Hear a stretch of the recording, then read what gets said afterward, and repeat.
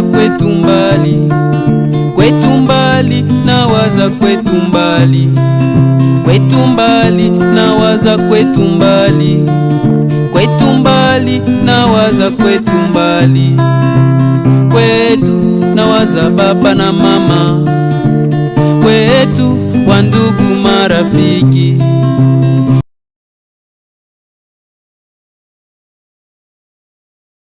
Bonsoir tout le monde, bonsoir chers téléspectateurs.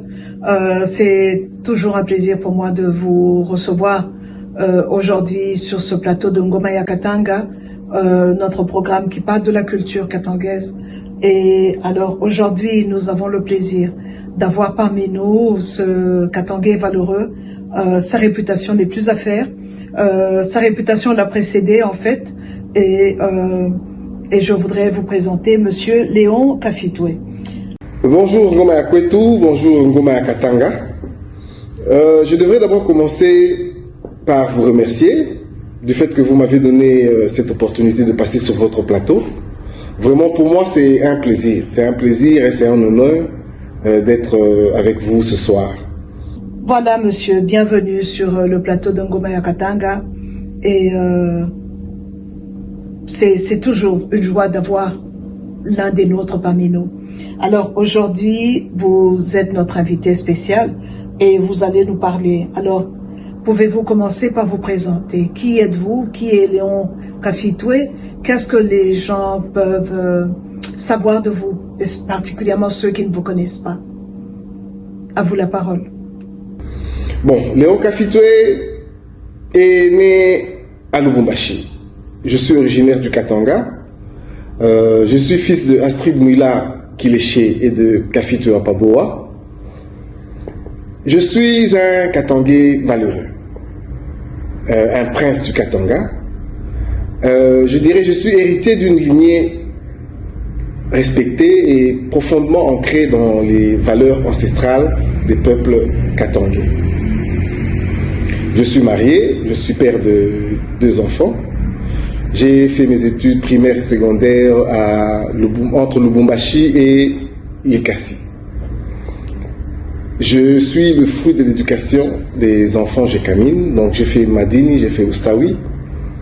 Et vite, après avoir obtenu mon diplôme d'État, je suis allé à l'université de Lubumbashi, dans la faculté de droit.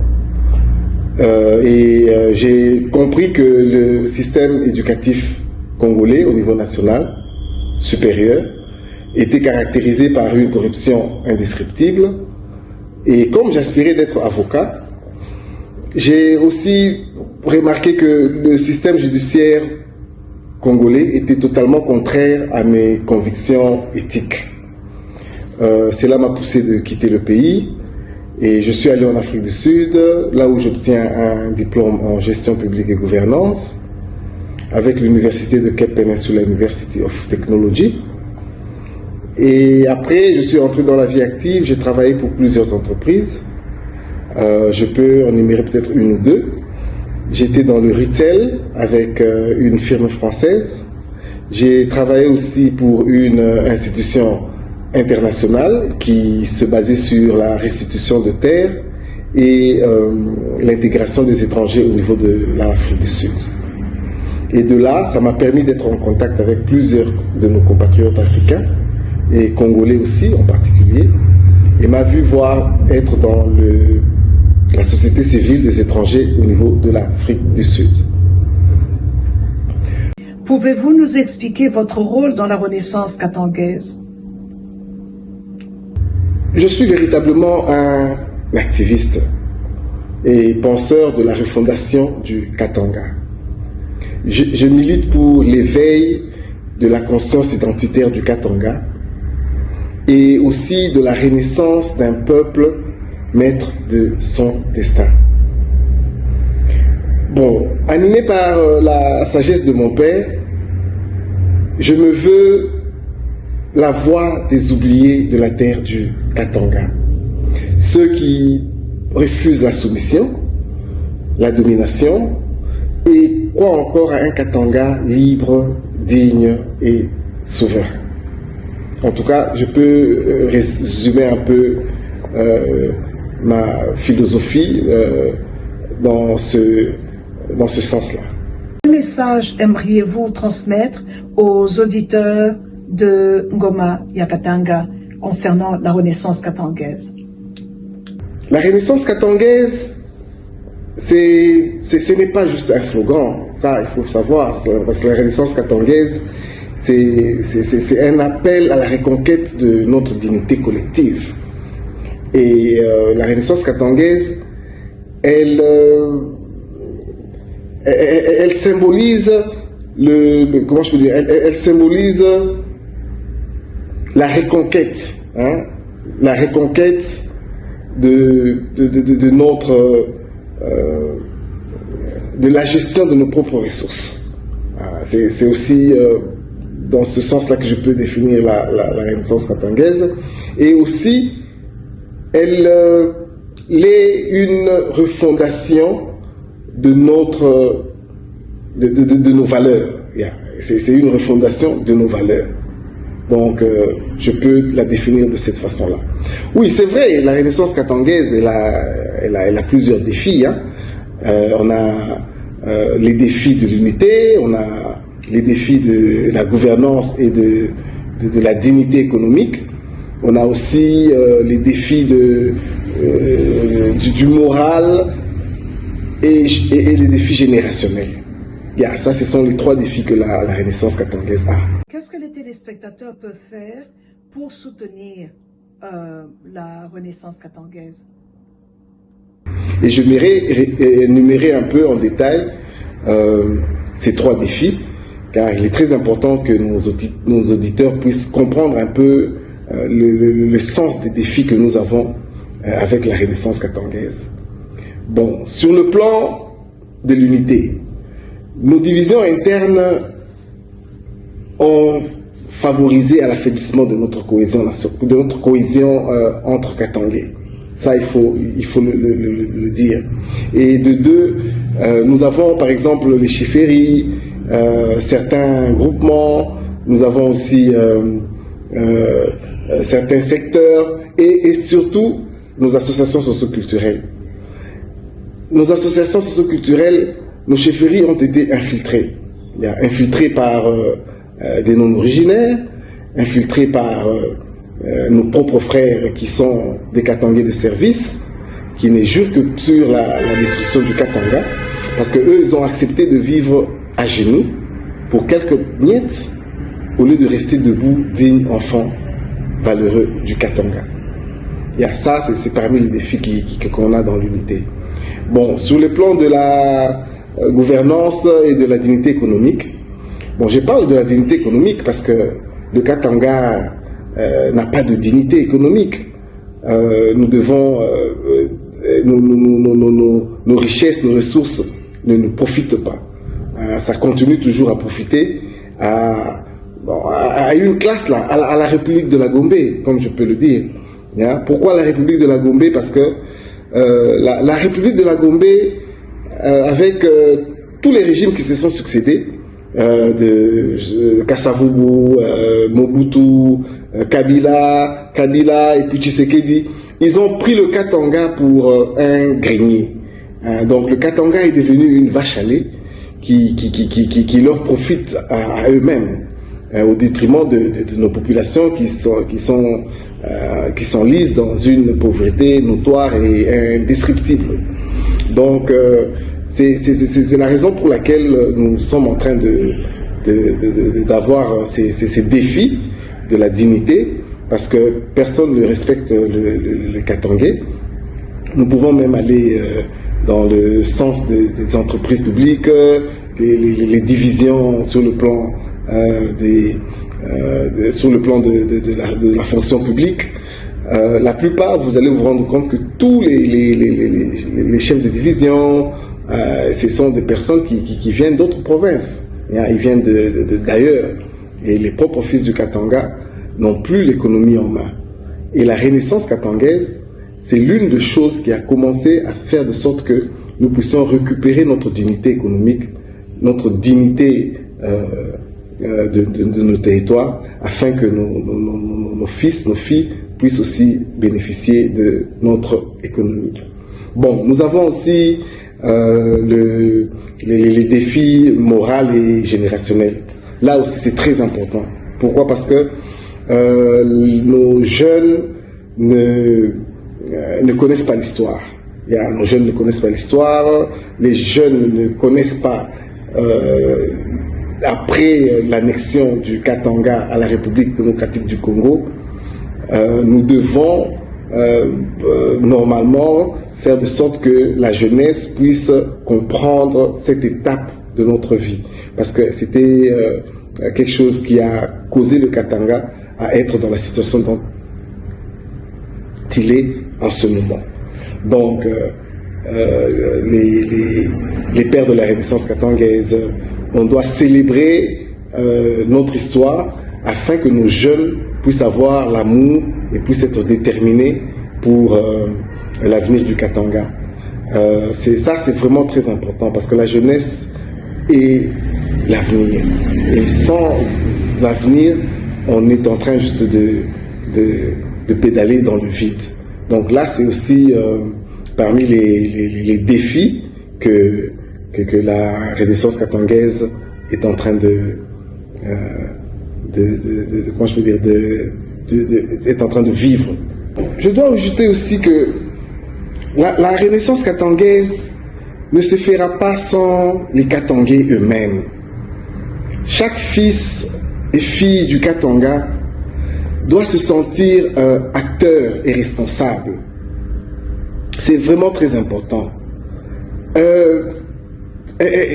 Tout Katangais doit défendre la mémoire de notre dignité. Et surtout, nos intellectuels doivent éclairer le chemin. Il faudrait que les intellectuels éclairent le chemin et dire la vérité. C'est très important. La vérité doit se dire. La vérité doit se dire avec courage et n'est pas accepter d'être spectateur. Parce que souvent, on remarque que les Katangais sont maintenant des spectateurs. Ils sont en train de voir ce qui se passe devant leurs yeux et ils agissent pas. Donc, ils sont là en spectateurs. Et spectateurs de votre devenir, de votre propre histoire.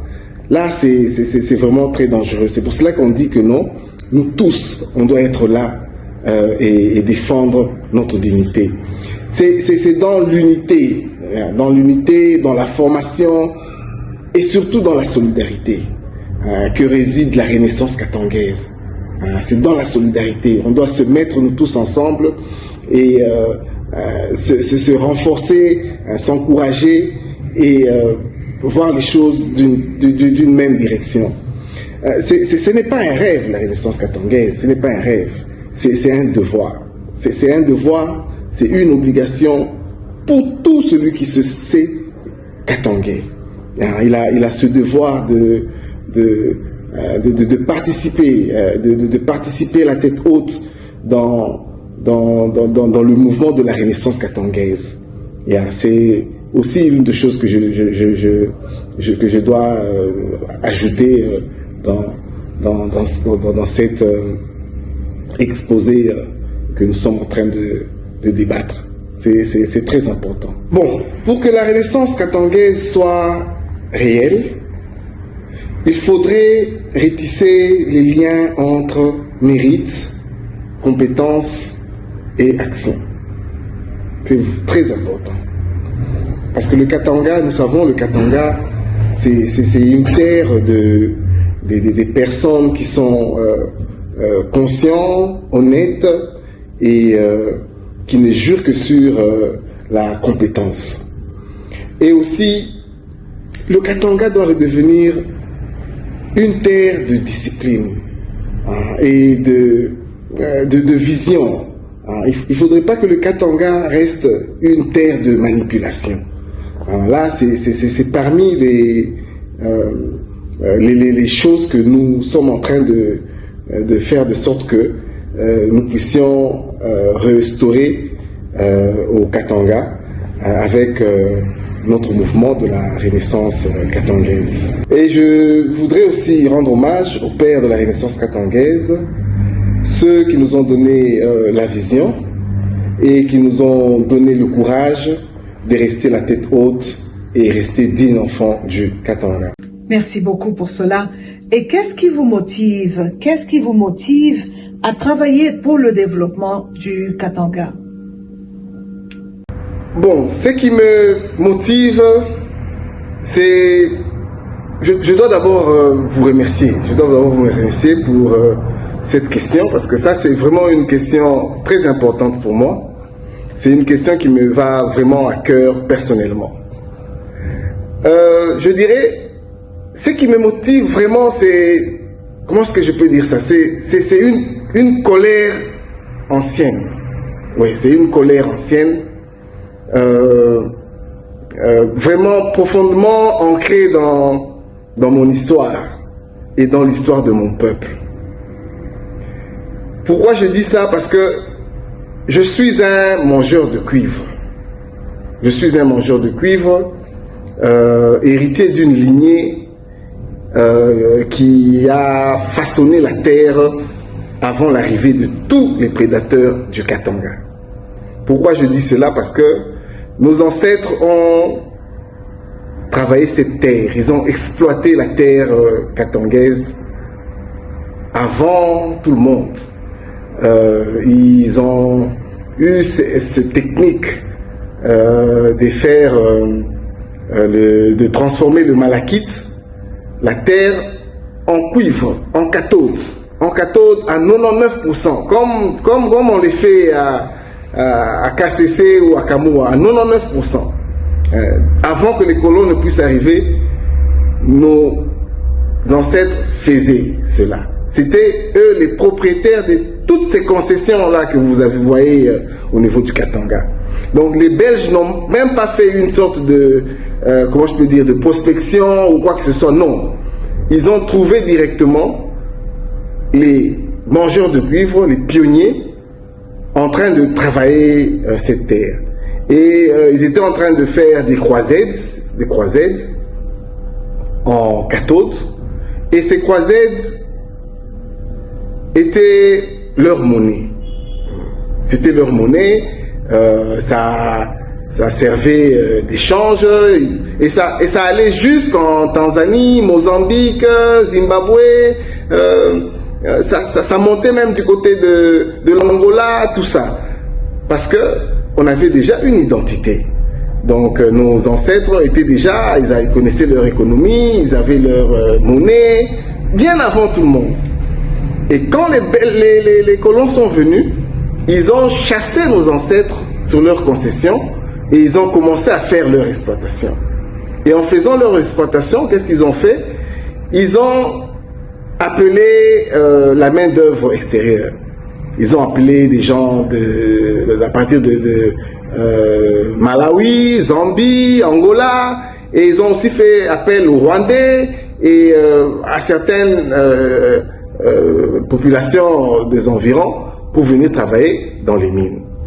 Et c'était la chasse aux mangeurs de cuivre. Pourquoi? Parce que les mangeurs de cuivre ne voulaient pas, ils se disaient c'est notre terre, nous, on exploite ça déjà, on ne peut pas devenir vos travailleurs. Hein, nous, on a déjà notre identité, on a notre monnaie, vous venez, vous nous faites la guerre, et non, nous on est propriétaires des terres, on est propriétaires de ces concessions. Et ça créait tout ce que ça créait, et ça, c'était là même le début de notre souffrance. C'était là le début de notre souffrance. Donc, pourquoi j'ai dit que c'est une colère lointaine? C'est parce que ça a vraiment des racines, ça a une histoire. Nous, les Katangais, on ne comprend pas cela. On ne comprend pas que on est un peuple puissant depuis, bien avant que les colons puissent venir.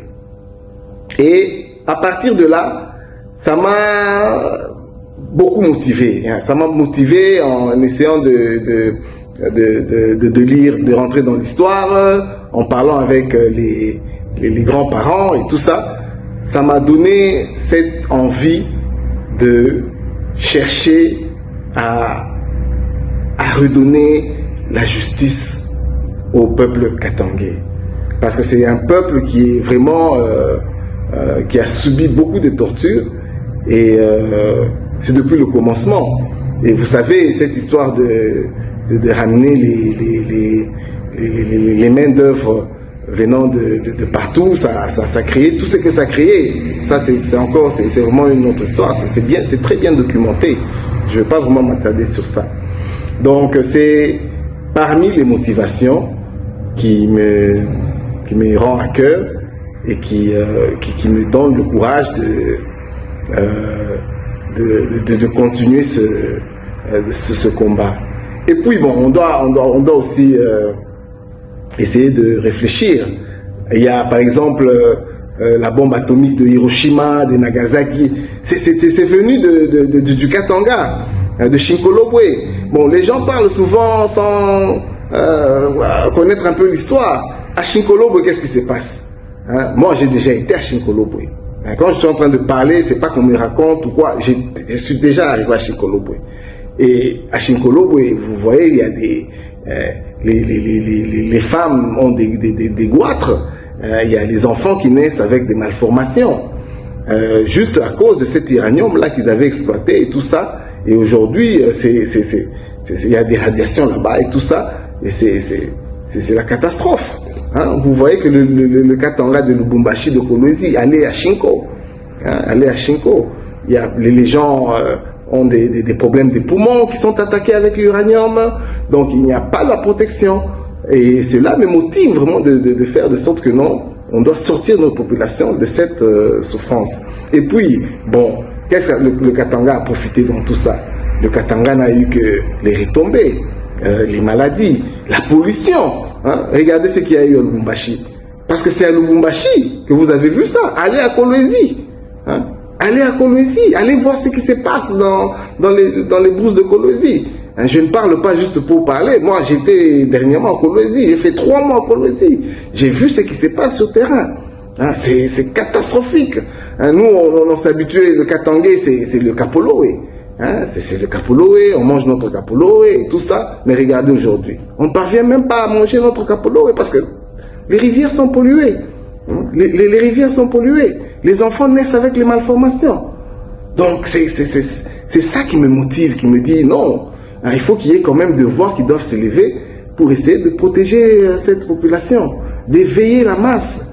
Hein, donc ça me va souvent à cœur et ça me donne le courage de continuer ce combat. Et puis il y a aussi le Kinshasa. Il y a Kinshasa aussi. Vraiment Kinshasa, c'est parmi le malheur du Katanga, qu'on se dise la vérité. Nos amis, le groupe de Mbinza et tous ces gens-là, vraiment, ils sont vraiment à la base de notre malheur parce que ils sont là en train le Katanga au juste, c'est comme comment je peux dire, c'est comme en Angola avec Cabinda, hein? C'est comme en Angola, c'est comme au Maroc avec le Sahara et tout ça. Donc on est assiégé. Le Katanga est assiégé, le Katanga est étouffé, le Katanga est marginalisé. Tout ça, ce sont des causes qui nous donnent, nous, la force d'essayer de changer notre destin. À n'importe quel prix, on doit changer ce destin. On a droit à la vie, nos populations ont droit à la vie, nos populations ont droit au bonheur. Hein, on ne peut pas continuer à accepter ce genre de situation. Donc, c'est parmi les choses qui nous motivent. Et puis bon, moi personnellement, je suis de ceux qui ont déjà choisi leur camp. Hein, notre camp, c'est le camp de la vérité. Hein, c'est le camp de dire non à l'exploitation du peuple katangais. C'est le camp de dire non à l'injustice. C'est le camp de dire non à la division et à l'identité du Katanga que tout le monde veut essayer de piétiner. On a choisi ce camp et ça c'est un sacrifice et c'est un prix. C'est un prix que nous on a décidé de dire que non, on va rester constant pour la lutte du Katanga. On ne va pas se taire. On ne va pas se taire. En tout cas, ça, il n'y a personne qui viendra nous faire taire jusqu'à ce que nous puissions sortir un peu la tête de l'eau. Hein, le Katangais, on est là en l'eau, on est noyé. Donc il faut vraiment qu'il y ait un sauvetage pour que le peuple puisse essayer de prendre leur destin en main. Ça, c'est vraiment parmi les motivations qui nous donnent la force de continuer ce combat. En tout cas, je pense que j'ai essayé de parler un peu sur les choses qui nous motivent pour ce combat avec la Renaissance katangaise. Pouvez-vous nous dire qu'est-ce que vous entendez par la Renaissance katangaise et aussi quels sont les objectifs de cette action, s'il vous plaît? Bon, les objectifs de la Renaissance katangaise, les objectifs sont énormes. Les objectifs sont énormes. D'abord, reprendre ce qui appartient au Katanga. Ça, c'est parmi notre priorité. Donc, mettre fin à 60 ans, 70 ans du pillage. Les Katangais, le Katanga n'est pas un coffre-fort. Ce n'est pas un coffre-fort des personnes qui viennent juste pour, comment je peux dire, pour piller le Katanga. Non, là, en tout cas, nous disons non. Parmi nos objectifs, on est en train de tout faire maintenant pour essayer d'éveiller la masse, de dire que non, assez, c'est assez. Et puis, comment je peux dire, les richesses doivent aussi profiter et bénéficier à nos propres enfants. Donc, nous, les Katangais, nos enfants doivent bénéficier de nos ressources. Et nous devons aussi briser la domination. Briser la domination politique. Ça, c'est vraiment prioritaire. Nous devons retrouver l'honneur et la fierté katangaise. Ça, ce n'est même pas négocié. Surtout l'honneur. Regardez un peu, je peux vous donner peut-être un petit exemple. Dans le temps de Mobutu, les Katangais qui allaient à Kinshasa, qui allaient nous représenter à Kinshasa, c'était des Katangais de haute classe. C'était des Katangais, les gens comme les papas Nyembo Chabani, les gens comme les Lunda Bululu. Donc c'était des gens, quand ils sont à Kinshasa, il n'y avait pas à négocier. C'était le Katanga ou rien. Donc ce sont parmi les objectifs qu'on est en train de chercher. Que quand il y a des personnages qui sont en train de représenter le Katanga, ils doivent être d'abord fiers d'être Katangais. Et ils ne doivent pas être des Katangais de service, comme on est en train de voir en ce moment. Je vais vous donner une petite histoire, juste en parenthèse, pour qu'on puisse un peu comprendre pourquoi est-ce qu'on est en train de se battre vraiment pour que les choses puissent changer. Une fois, dans une des réunions de conseil à Kinshasa, ils avaient le Zaïre dans le temps voulait ouvrir une société nationale de transport, Sotraz. Et le gouvernement du Zaïre dans le temps a acheté 200 bus pour essayer de créer cette entreprise nationale de transport. Et les 200 bus, dans la réunion de conseil des ministres, le ministre de transport et tout ça, ils ont dispatché, ils ont dit voilà, les 200 bus, on va les dispatcher à Kinshasa, on va faire comme Kinshasa, je ne sais pas si c'est 24 ou 25 communes ou quoi, on va les répartir pour que ça puisse démarrer à partir de Kinshasa et tout ça. En tout cas, tout le monde était d'accord, tous les caciques le temps de Mobutu, alors que c'est bon, c'est bien, c'est bien. Mais comme c'est vrai que Mobutu était aussi un dictateur, hein, mais à chaque fois qu'il y avait réunion de conseil, après la fin de la réunion, Mobutu demandait toujours à tout le monde, de dire, est-ce qu'il y a quelqu'un qui a un avis contraire? Est-ce qu'il y a quelqu'un qui veut donner un point de vue qui est différent de ce qu'on vient de parler ici et tout ça? Et paf, Kafito Apabo a levé son doigt, il a dit, non, moi j'ai quelque chose à dire. Parce que, bon, on veut faire une entreprise nationale de transport. Et on voit, là, on est le ministre des Transports a parlé et tout ça. Ils ont dispatché les 200 bus à Kinshasa. Mais à ma connaissance, l'acquisition de ces bus a été signée par la GECAMIN. C'est la GECAMIN qui a signé l'achat de ces bus-là.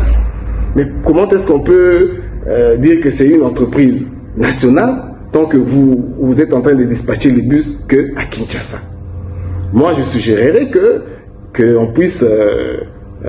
parce que nous, on vient de quelque part. Comme ça, là, je vous dis ce qui se passe pour que vous compreniez un peu. Hein? Non, nous, on vient de quelque part. Nous, on vient de là où on vient. On sait qu'on est ici à Kinshasa. On représente quand même les gens qu'on a laissés dans les provinces. Donc, moi, je suggérerais que dans les 200 bus, qu'on donne 100 bus à Kinshasa, comme Kinshasa, c'est une grande ville, et les autres 100 bus, on essaie de les répertorier dans les autres provinces. Hein, par rapport de la façon dont les zones, les communes sont dispatchées, les grandes villes, Kisangani, Lubumbashi, Mbujimai, Kananga, Matadi, comme ça, ça va vraiment maquiller une société nationale. Hein, et tout le monde sera content et tout va bien se passer. Moi, je pense que c'est dans ce sens-là que on peut peut-être, ça c'est mon avis, comme eux, ils appelaient Mobutu le guide. Bon, comme le guide vient de nous donner la parole, que s'il y a quelqu'un qui peut nous donner aussi un point de vue contraire, moi je pense que c'est de cette façon-là que je peux donner ma contribution. Directement Mobutu dit, non, vraiment, on reprend la réunion. On reprend la réunion. Ça, c'est vraiment correct. Et on doit dispatcher les bus dans les autres régions aussi. Bon, pourquoi je donne cet exemple? C'est parce que aujourd'hui il y a Transco à Kinshasa. Il y a Transco. Est-ce que Transco est à Lubumbashi? Hein? Transco il est à Kolwezi ou à, je sais pas moi, à Kisangani. Bon, peut-être, je sais pas. Il faut m'informer. Mais je ne sais pas. Je suis souvent à Lubumbashi. Je n'ai jamais vu Transco à Lubumbashi. Au contraire, à Lubumbashi, on voit Semoulika. Pourquoi? Bon, il n'y a pas Transco. Et soyez sûrs que l'argent qui a été débloqué pour acheter ces bus de Transco, c'est l'argent du Katanga. C'est l'argent du Katanga. Et dans ce temps-là, c'était le temps de Matata Mponyo. Hein? On avait tous les Katangais, ils étaient là-bas. Il y avait des Katangais là-bas, les Kabouloulou, les Yav, ils étaient tous là. Tous là. Et ça nous dépasse, nous, quand on voit des trucs pareils. Ça nous dépasse complètement. On se dit, bon, mais finalement, on est où? Hein? Finalement, on est où? C'est la raison pour laquelle, parmi nos objectifs qu'on est en train de dire ici, on veut des Katangais forts. On veut des Katangais qui vont nous représenter n'importe où, qui puissent avoir la tête haute et parler dans l'avantage du Katanga. Donc, c'est un exemple que je voulais vous donner pour qu'on comprenne un peu là où on est, là où nous on refuse d'accepter ce qui se passe actuellement au niveau du Katanga. Bon, on doit briser la domination politique. Il faut qu'on la brise. Hein? Il faut qu'on la brise. Le gouvernement central de Kinshasa ne donne absolument rien comme rétrocession aux provinces. Mais leur constitution de la République démocratique du Congo, elle est claire que non, il faut rétrocéder, c'est 40%, 60% vaquine et tout ça, pour toutes les provinces. Mais rien ne se fait dans ce sens-là. Absolument rien. Donc depuis 1960 jusqu'à ce jour, personne ne respecte la Constitution. Personne ne veut faire les choses correctement. Bon, nous dans le mouvement de la Renaissance katangaise, on se dit, bon, on va continuer à faire ces genres de situations, à accepter ces genres de situations, jusqu'à quand? On se pose la question. Bon, si les autres provinces acceptent, eux, ils se disent que oh, ok, c'est bon, hein, qu'on nous envoie rien, tout ça. Bon, mais nous, on ne peut pas continuer à faire ça. On ne peut pas continuer. C'est pour cela qu'on est en train de dire, parmi nos objectifs, on doit briser la domination de nos amis d'Mbinza. On doit des groupes d'Mbinza, on doit catégoriquement refuser cette domination. On doit restaurer l'honneur et la fierté katangaise. Hein. Donc, ce n'est même pas négocié. Notre peuple doit avoir la tête haute, la dignité, être fier d'être un Katangais. Ça, c'est parmi nos objectifs. On doit construire un développement qui va profiter aussi au peuple katangais. On a droit quand même à la vie. On a droit à la vie. Hein? On a droit à la vie parce qu'on a vu. Regardez, je vais vous donner encore un petit exemple. En tout cas, excusez-moi, en tout cas, je vais vous donner cet exemple. On a, par exemple, Kanyama-Kasese. Là où, dans nos services national, on est en train de cultiver des milliers d'hectares et tout ça. Est-ce que... Je ne sais pas. Peut-être donnez-moi l'information, éclairez-moi. Est-ce qu'on a déjà eu même un sac de farine de Kanyama-Kasese à Likasi ou à Lubumbashi ou à Kolwezi? Je ne pense pas. Or que les Kanyama-Kasese que vous êtes en train de parler, les Kando que vous êtes en train de parler, les Mangombo que vous êtes en train de parler, c'est l'initiative, c'était les Katangais qui ont fait ça avec Sepsé. Je ne vais pas entrer dans les détails, c'est toute une autre histoire. Hein? Ce sont nos pères qui ont dessouché ces champs-là. Hein? Ils ont dessouché avec la sueur des Katangais. Hein? Et aujourd'hui, bon, il y a un mouvement de ce côté-là, mais est-ce qu'on a donné même à une école du Katanga un banc? Hein? Parce qu'ils font des bancs là-bas, c'est tout ça. Est-ce qu'ils ont même remis des bancs à une école à Fungurune, par exemple, hein? Ou bien à Sakanya? Hein? Bon, informez-moi, si peut-être je me trompe. Donc, c'est ça, c'est ce qu'on est en train de dire maintenant là, qu'on a besoin, dans nos objectifs, d'avoir des Katangais valeureux, des Katangais courageux. Pas, je m'excuse, pas ce qu'on est en train de vivre aujourd'hui, pas ce qu'on est en train de voir aujourd'hui, pas ça. C'est pas un Lunda Bouloulou qui va passer devant la poste et raconter des trucs qu'on a écoutés dernièrement avec l'arrivée de notre frère qui est venu de l'Europe. C'est pas un Nyembo Chabani ou bien un Kabib Mingoy, hein, ou un Gouza Karli Bond qui va se rabaisser avec ce qu'on est en train de voir sur terrain au Katanga. Pour moi, c'est une honte et on vous aime bien nos frères, mais on ne peut plus continuer comme ça. C'est parmi les objectifs qu'on est en train de mettre sur place, pour essayer de changer les choses. L'objectif, c'est de l'unité. On a besoin de l'unité.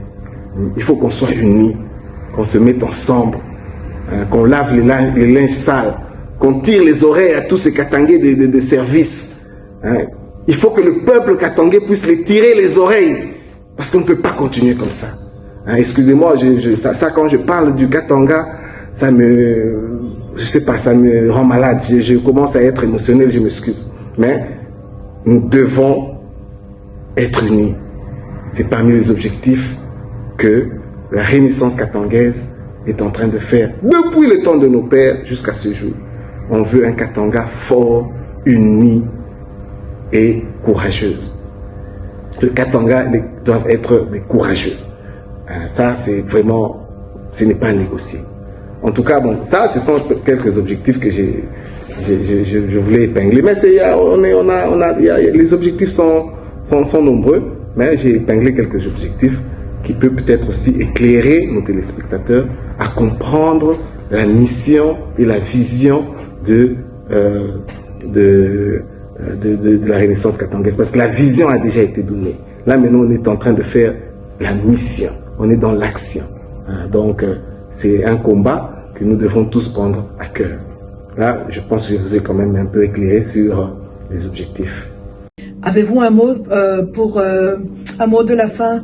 Comment un conseil à donner au peuple katangais pour leur façon de faire, pour notre province, pour notre culture? Une dernière parole? Un mot de la fin, Bon, comment est-ce que je peux donner un mot de la fin?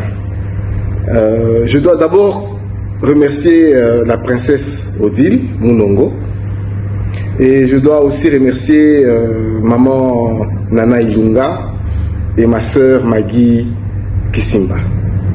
En tout cas, grand merci de m'avoir invité sur ce plateau de Ngoma ya Katanga. Je ne peux pas avoir vraiment un mot de la fin, parce que pour moi, cette plateforme va nous donner l'occasion de faire un appel à notre population. Et cette plateforme va nous servir comment je peux dire, de tuyau de communication avec nos frères au Katanga et partout dans la diaspora. Mais je vais quand même dire quelque chose. C'est avec beaucoup de peine que quand on parle du Katanga, des fois on ne sait pas bien placer les mots. Parce que le Katanga, mon Katanga, pourquoi tu es devenu un terrain à la risée de tout le monde? Tu as accepté d'être à genoux, le Katanga. Toi, le Katanga, le lion de toutes le lion du bassin de ce territoire qu'on appelle le Congo. Il est temps de prendre conscience. Il est temps que les Katangais prennent conscience. Et je veux faire un appel.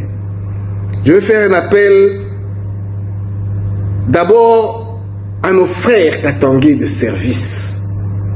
Je veux faire un appel à nos frères. Revenez à la conscience. On ne vous demande pas d'être de voir les choses dans la même direction. Non, non, non. Non, ça on vous demande. Vous pouvez être, je sais pas moi, UDPS, vous pouvez être FENADEC, vous pouvez être, je sais pas, ACO. Mais tout ce qu'on vous demande, c'est de mettre le Katanga en priorité. Nous avons vu nos parents qui ont travaillé avec la dictature de Mobutu.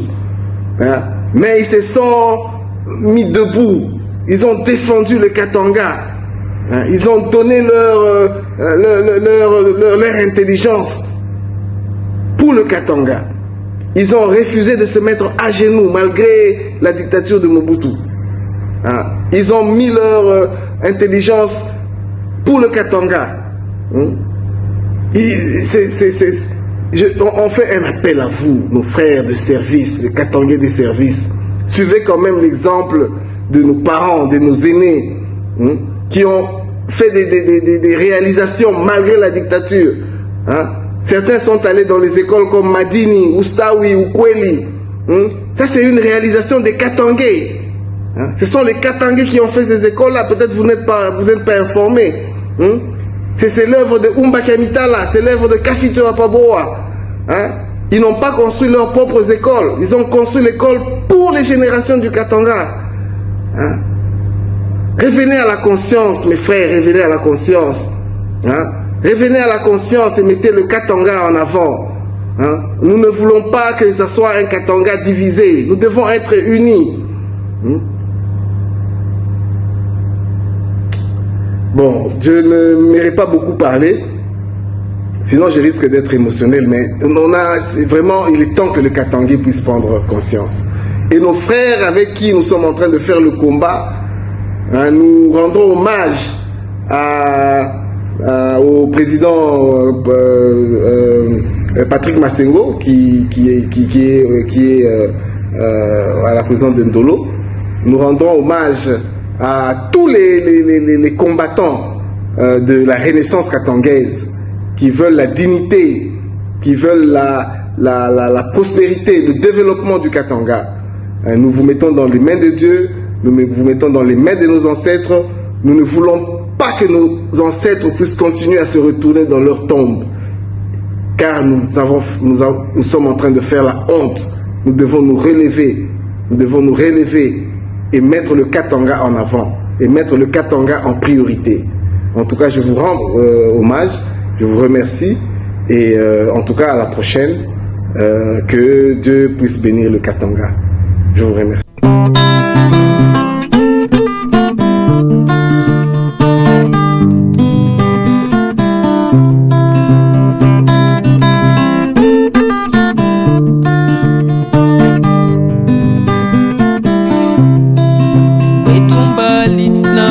Kwetu mbali, kwetu mbali, nawaza kwetu mbali, kwetu mbali, nawaza kwetu mbali, kwetu mbali, nawaza kwetu mbali, kwetu nawaza baba na mama, kwetu wandugu marafiki.